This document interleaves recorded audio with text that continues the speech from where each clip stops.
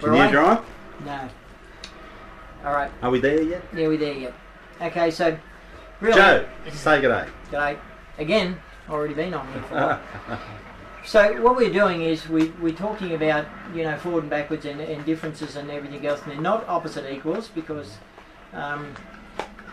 given it to you, compression isn't the opposite equal of vacuum. Vacuum continually goes bigger and bigger where you would think it's opposite. It's not. It's another side of things. All right, but we'll get into that another time. Within the timing of the car, when you turn the key off, you're running on the back charge out of the alternator and everything else. It will flatten the battery. Your dash light's on, something is working, but your battery isn't charged that way, and your car doesn't run that way. And when it's not running that way, it will go flat. And with the key turned off and you're back charging with your alternator supposed to be doing something else, it won't just go flat the same speed as a battery goes flat. It will go flat in about 4 times faster. For some reason of numbering system, it goes flat 4 times faster. In fact, you do it the right way with a relay or a regulator, and you can take a fully charged battery and you can absolutely annihilate all the power in the battery without draining the battery, without creating any heat and without anything else, and you will have nothing in that battery. Nothing that you can use. You have totally annihilated the usage of whatever you were using. It's not there. You can't use it. But it never bled out. But that's understandable, because if you had something sort of, say, on a negative charge and you just said, okay, well, you're not negative anymore, I just flipped you to positive, you got no negative. If I swap you from AC to DC, you got no AC that you can use out of a flatline DC. It's not there. If I convert DC into AC, you got no DC that you can use there unless you convert back. So it's like that, you know, you can just, you use something else and the other one is there potentially, but you're not using it and there's no way of drawing it. It's like the centre of a bar magnet. You can get north at one end, south at the other, and in the centre cannot be nothing. But you can't get a single out of there. Does it mean you can get all of them out of there? Well, it is, but how do you get them all out of there? You only knew how to get one out of one end. How do you get 2 out of one end? How do you get it to get more than one out of it? Well, the guy with the compass walking up to the North Pole and the South Pole and everything, he did. He just went in and walked out again, and the compass didn't change, and he changed polarity. Not polars, the polars never changed, but polarity damn changed because his compass had a polarity switch without flipping its flipping needle. That was a good one. Anyway. Very good. Good fine words, huh? Okay. And so you can do all that and run through things. You can actually run over magnetic fields and everything else with compasses over a magnet. And you can flip them and you can swap them and you can do all those things as well. They won't stay there. These things were staying there because they walked in and never changed it and walked back out. They didn't go in and walk backwards back out. They walked in and kept going. What would happen if you walked in and walked back out? Well, when you do that, you get so far back out and your damn compass will flip. Walking straight through it and won't flip and won't change and ends up doing the opposite of what science says. Or science hadn't just come up with it or read it right. Yeah, it's good, man. Okay, so they use a little bit of it for rusting cars, you know, for stopping rust on cars. So these fellas here, yeah, my brother. RODE, rust oxidized, destroyed electrically, and all those other ones. What are they doing? Well, your car runs on the negative through the condenser forward and everything else one way, and what they do is they go and they hook up a reverse charge through the rest of your motor and car and everything else like that and so on, and drive that through the car, which doesn't interfere or annihilate the negative that you are running on. And it's the opposite charge, because when we put negative on our cars out here in Australia and so on like that, we rust. And we need a choke to reduce air, to pull more fuel in. Now in England they run positive earth, and they're in rain all the time, their cars aren't rusting under that situation. They don't use a choke to shut off air to make a car warm up or anything else. In fact, they don't even do that. Their carburetors either don't have any chokes, don't have anything to pump fuel into them. They have SUs or Zeniths or something like that, but don't have a pump in them. And they don't have a butterfly to shut air. They just hop in, turn the key, press the button, boom, and away they go. Mm. And the cars don't rust. Now that is running a positive earth that isn't the same as rust. It's not an opposite polarity. Mm. It's an opposite charge, but it's not. It's just swapping your battery around still, taking your battery around. Now, swapping polarity we used to do and everything else on the old Holdens. And so on, you got the generator, Mm-hmm. and you got the regulator, and the regulator has 4 points on it. Mhm. One of them's earth, Yeah. round, whatever you want to call it. Anyway, so, and there's 3 through the coils. Okay, so now, if we don't have the key turned on the car, alright, and, you know, going the way it should be and everything else, and so on like that, what happens if we short across those 3 active points? Not the earth, the 3 others. Right. What actually happens if we just turn the key on?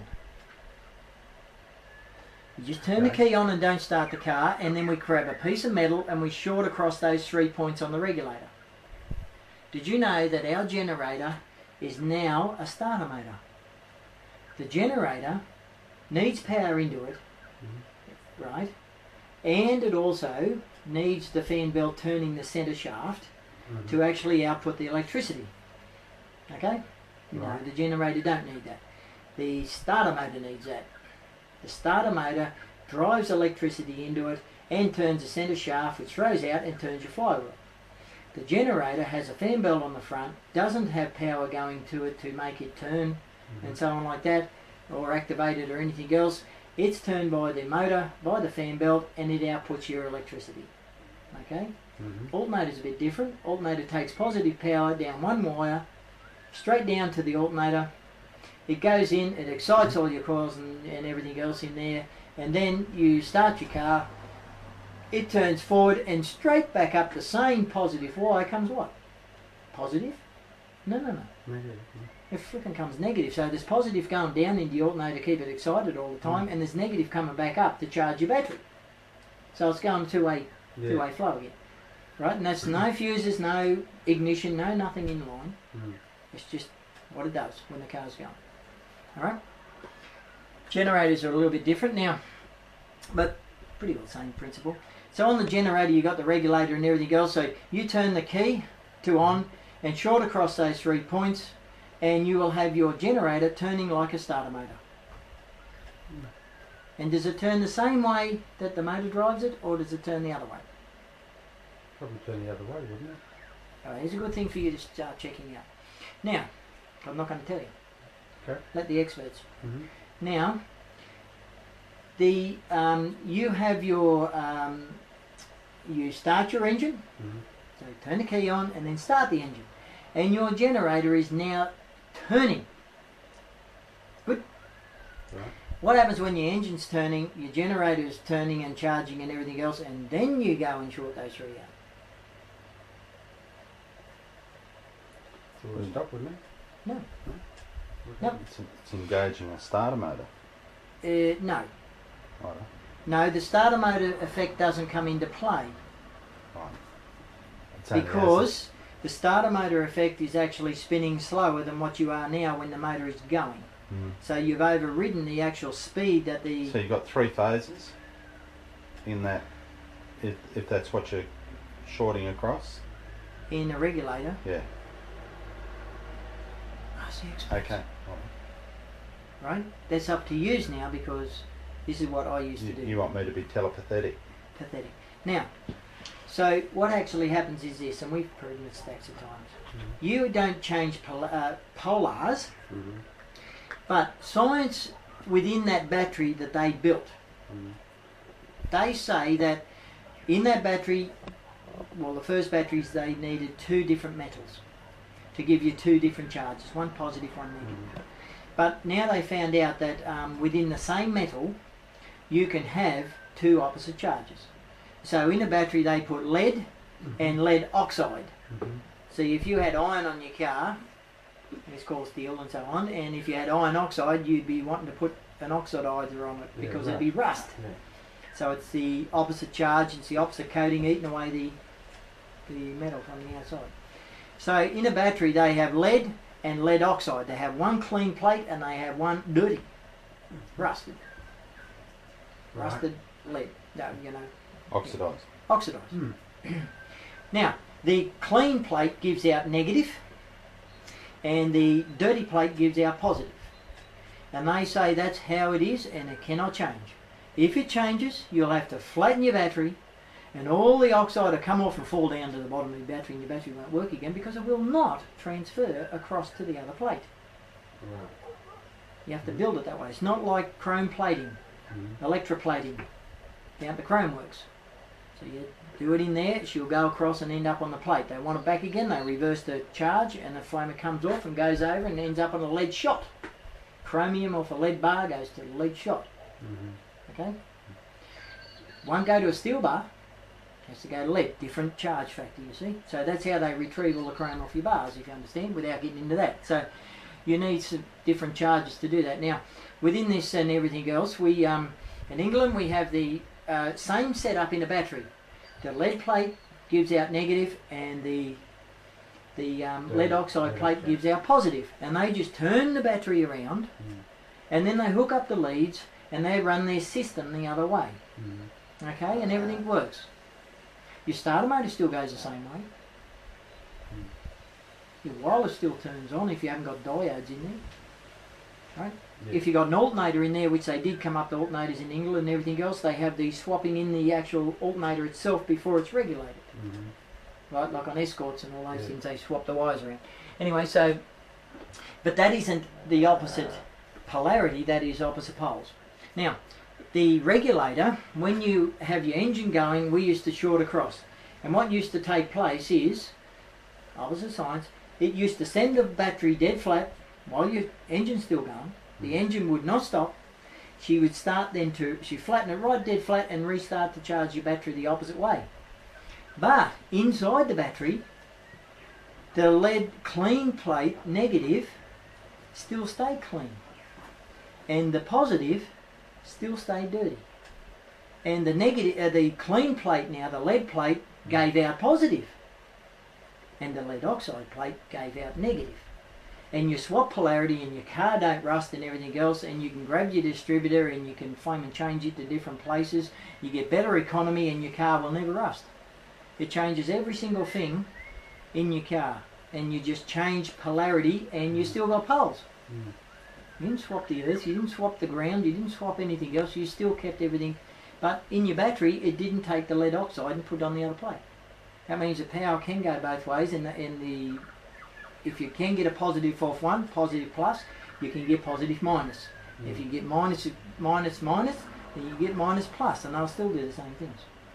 So you're swapping polarities and everything. Back to our thing, so you get all this. When our timing is out, when our we pre-igniting and cold dieseling. Do you understand?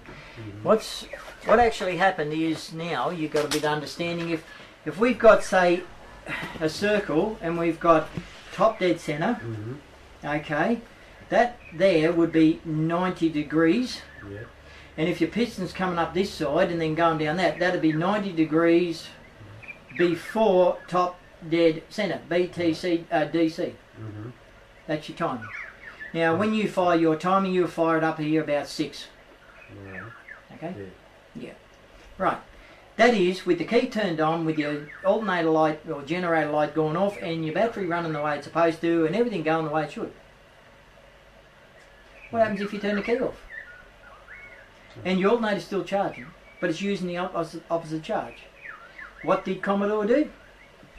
They used an opposite charge to do an opposite thing in an opposite cylinder, with an opposite happening in that cylinder. Because the same thing wouldn't happen in the opposite cylinder with the same opposite spark. That makes sense, didn't it? Good. So, when you do this, you fire with your key on, you're firing your 6 degrees on the compression side, and then you turn the key off. But you might have been firing it here, so you're a bit far advanced, and you turned the key off. What did that actually do to, let's say, we can't say spark, because we've turned our... You're behind spark, aren't you, at that point? Yeah, well, would it be here? Um, You know, on the... yeah. using the opposite spark on the opposite side because you turned the key off. Well, yeah, supposedly that's where you'd be before. That's before top dead centre, After. isn't it? Or behind? After you're down the power stroke, Sorry? you're heading down the power stroke. Oh, So you're going over top. yeah, you're behind. This is before. compression and this is power. Over. Yeah, okay, well that's behind top dead centre then, isn't it? That's after. This is before top dead centre and that's after. Yeah. Well, if you're going to reverse the polarity, wouldn't that be where you're at? Forget the reversing polarity for a sec. We're back to trying to understand about what happens when you turn the key off. Right. Or when the key's turned off. When the key's turned off and your engine's still going, Mm-hmm. you're running on the reverse spark. And Right. your motor sounds like it's going da-dum, da-dum, da-dum, da-dum. Mm-hmm. What would happen if your key was turned on? Mm-hmm. I'll go slow. What would happen if your key was turned on, you grabbed the distributor and you whacked it right around that way? Well, Your car be running smooth and then she goes, it run rough as shit. Mm. Why? Because I flipping put my timing out. That's correct, yeah, time strain. I've got to come back this way. Mm. So now what happens if we turn the damn key off and the engine's going... What? It's trying to Okay. tell you... Just show us that action again. Nah. What it's actually doing is it's trying to tell you my damn timing's out. Mm. And it is, but if we turn the key back on, we need to if it's pre-igniting hot, we need to retard the timing Yeah. with the key turned this way. On. Yeah. What if we got the key turned off? Well, we're way over here. We need to go the same way as it was with the key turned on. Now we need to start advancing, and as we start advancing more, you would think, hang on, I thought we had a retard. No, you got a retard if you got the key turned on. On. See, it is confusing. So you need to bring your timing up here, and as with the keys turned off, and as you start advancing your timing with the key turned off, everything, she goes, "Da-dum, da-dum, da-dum, da-dum, da-dum, da-dum," and then you're there, and she's running smooth. And then you get into your car, and your key's turned off, so your solenoid's turned off, so your fuel ain't going into the engine, and the engine hasn't stopped. And why hasn't the engine stopped? Well, the damn thing fires with a reverse spark, and a reverse spark isn't hot what shuts the motor down when it runs lean. Okay. You understand? Yeah. Your motors are shutting down because if you shut the fuel off, they'll scream for a little bit and then die out because they get too hot in there because they're running too lean. That's on that forward spark. What flipping happens on the reverse spark? Well, the opposite of hot is flipping cold, isn't it? Yeah. And now Pete, if he really wants to, it might not be on here, no, nobody else will understand it if they look at this. Why did we take the Rover in the first place in 1991 and 2 and everything else to 80 degrees advance with the key turned on? Because my foot was on the accelerator at the time. 80 degrees advance, if we're looking at this, top dead centre, 90 degrees, we're there. There's no way in the world that if you've got compression and explosion on a cylinder and everything else, that you can take your spark, your distributor, and get the spark to flame and fire at 80 degrees, which is there, because there's nearly no compression. You don't start making compression till you get up here, right up to the top of the bore, but you're halfway. And ask Peter how fast the flipping engine went. It beat his foot to the floor and back, and it was going faster than the tacho has ever gone, right, Pete? It snapped the tacho. The tacho stopped at 7 and that engine kept going to well past 10. And we've had a little... I mean, that's a guesstimate. But Right, and we had a little Escort idling, and then idling 16, not 100, 16,000 revs on the front lawn here, quiet as a lamb, no fuel in the engine, 16,000, and you could accelerate from there. And Professor Ron Davis came down the road and stuffed it all up. thank you, Ron. Thanks, Ron. Anyway, he's dead, sorry. No, Give he's him not. this. No, he's just in another state of Alright, matter. It but don't on matter that to car, us. Peter's seen it, we whacked the distributor to make it run fine, and it was a hair whisker when all this energy's in there. That means we'd shut all the fuel off, all the lines were gone, everything else was missing. Now he had doubts about that in the first place because we just blocked it. But he's also since then seen cars with the lines completely gone.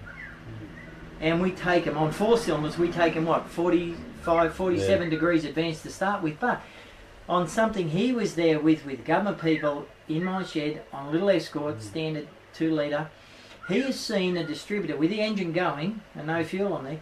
He's seen a distributor being turned through, in and out other cylinders, and the motor was still going, haven't you?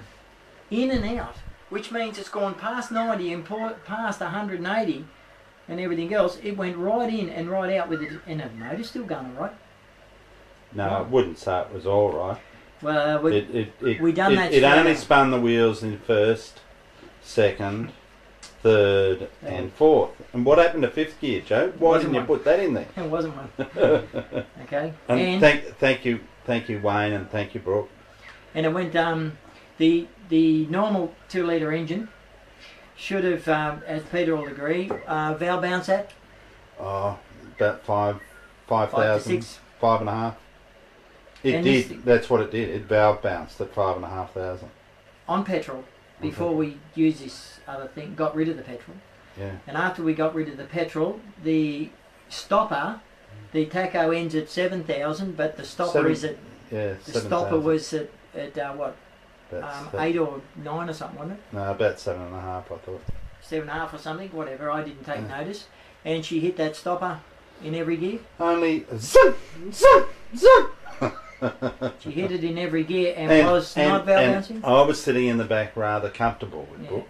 Yeah. And it wasn't valve bouncing or even coming near valve bounce at that given point. And we had set the timing somewhere around about 47 degrees advance at that stage. We shouldn't even been nowhere near any of that, or running, or even anything, but it did. But as you understand now, you can do that. But on the Rover aluminium motor, we took her up to 80 degrees advance and a hair whisker there. Shouldn't have been running. But it was. But that's key turned on. And what the about, other thing is what about where we turn the power off?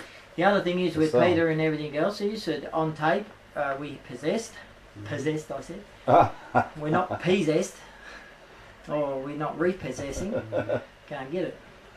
They're possessed. Anyway, we saw when we started the car with the switch off, it shut. We were shutting down coil power.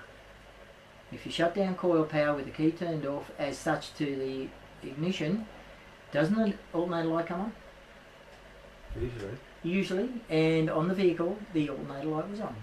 It was on the 95 tape and the 96, what we don't have. It shows you, if you take notice, and I don't point it out to people, the flipping, before I switch that ignition, that damn alternator light is on the dash. And you flick that switch to put power to ignition, and that alternator light goes off. Right, and we went for a drive with the key turned on and power turned on, and we went for about a 5-mile drive, and then we turned around and we started coming back, and we come back into town, and then we turned the power off, and it turned the alternator light on, right, and we just changed gears and kept going, and revved up, didn't we? Until we tipped the battery over into bit and shorted every single thing out, and then nothing. That's you coming through a roundabout at 90 mile an hour. Something like that. Was it only 90? So yeah. So when we got this all in there, we weren't looking for petrol or timing before or after or anything else. We could turn ignition on and off, and it made no difference to the running ability of the car because something else was taking over. Yeah. We didn't need those things. They weren't in there. So but that's very understandable when you start to break it down and see what the go is and what's happening. If you know about pre-ignition and cold dieseling and so on, and then if you think about, let's put in an obstacle here. It's not an obstacle. Let's put in reality. Go by science. For every action, there's an opposite and equal reaction. They forget about all the multiples in between, but opposite and opposite. The opposite equal of opposite equals is equilibrium. That's one they didn't account for. Equilibrium. And equilibrium annihilates any single. Look in the centre of a bar magnet. Back to your bar magnet, as you said down there. You break any bar magnet and you try and put it back together, it won't go. And so in science teaches there's opposite equals. Go together. Right? But no, when you go through on a magnet, you will find that you have to put evens together to get that bar back together. Until you come to the fourth one, and when you get to the fourth one, then you can put opposites again. So it's going through a process of a numbering or alignment or a length or a something. And that's what you did. And the same with the distance. You saw the water twisting left and right out there. There's also a distance. You know, between how the speed of that and the distance of the actual, turning left and then turning right. Okay, well, while we're going here, Pete knows about Ewell Brown and so on. Ewell Brown apparently, even though everybody else has tried to play with it, Ewell Brown produced hydrogen and oxygen gas from water, and everybody else doing the same thing don't get motors to run on it. But Ewell Brown did. And how did Ewell Brown do it? Well, you know, the best of the best, even Professor Ron Davis has seen it all and wrote it all up. Didn't know. He didn't know. Couldn't duplicate it. No, definitely he couldn't get near it. He wasn't allowed. No. Some god upstairs said, no way. Anyway, so how he did it was separating hydrogen and oxygen. You need two holes because they're two opposite gases and they're at 90-degree angles to each other. Okay? And they come off at 90 degrees. The hydrogen will come out the bottom of the negative, turn around, look towards the positive, won't even go there and come straight up out. The positive comes off the side of the positive lead, and it don't go over to there. It looks like it's going over to the negative, it goes halfway and says, I'm out of here, and put the two gases together, they will not come out one hole. You need two holes, because you only get hydrogen out one hole or oxygen out the other hole. And the other thing is it changes with different people. Different people's bodies' energies, actually they get the different gases swapping ends. It's funny. Produce different results. Yeah, at different ends. It's funny stuff. Now, what Ewell Brown found out that those two gases, if we scientifically put them back together, we should have water.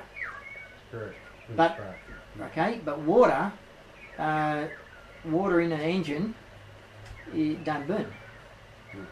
Petrol in an engine don't burn. Alcohol, methanol, anything else, as a liquid in an engine don't burn. It's got to be a vapor. And in fact, if you want to look at it, if you're looking at a diesel, we're going to break this for a minute.